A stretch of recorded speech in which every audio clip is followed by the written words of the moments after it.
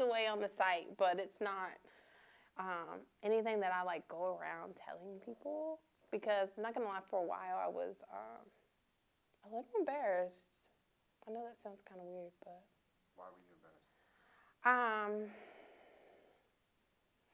I think it was a mixture of like embarrassment and kind of shame, because people, they don't know what to say to you after something like that happens. And I was just like so close, like literally at the end, and like that just happened. And I felt like every time I went out in public, like people either would be super awkward with me and not know what to say, or say ridiculously crazy stuff that you probably shouldn't say, but I know they didn't like mean anything by it.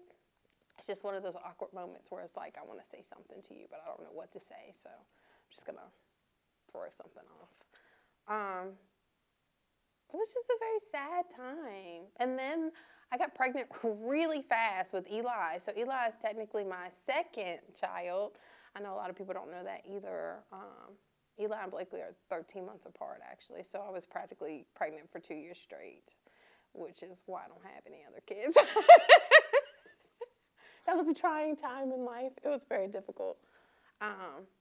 The worst part for me, though, was you would think it would get easier after having your quote unquote like rainbow baby, right? Because that's what everybody wants. You just long to have this child and this person in your life.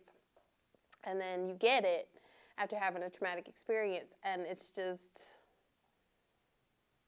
hard. And I always feel bad.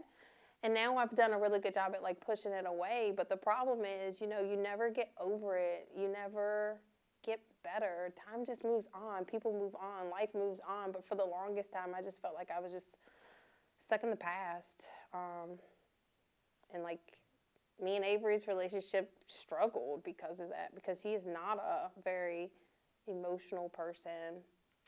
So it was very, very hard for him to communicate and talk to me, because I am a communicator. I like to communicate my feelings. I'm an empath, so I feel what others feel and all the things. And it was just a hard time.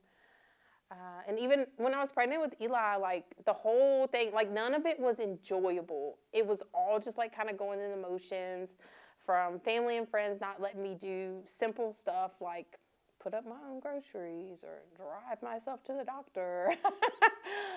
It just wasn't exciting. It took all the excitement out of my pregnancy, because I was on eggshells the whole time, wondering, did I do something wrong? Was it me? What did I do? Like, what did I do to deserve this? Like, this type of loss. It never gets better. And that is why I put so much, like, literally, like, I know you see people talk about putting blood, sweat, and tears into something, and this is it for me. Like, I really have. Like, I have lost a child and created this, what I like to say, from tragedy to triumph. Like, that's what I call this story. Like, because I'm just out here, like, trying to empower people and let them know that, like, embrace your feelings and embrace the pain points of life, because those are the things that are going to actually bring you the most joy at the end. I know it doesn't seem like it, but there was, I'm trying to recite it. I want to say it's John 35. Weeping may last through the night, but joy comes in the morning. Like, literally, like, I lived by that, like, for years, going through grief. And I mean, I still have grief. I'd be lying if I said I didn't.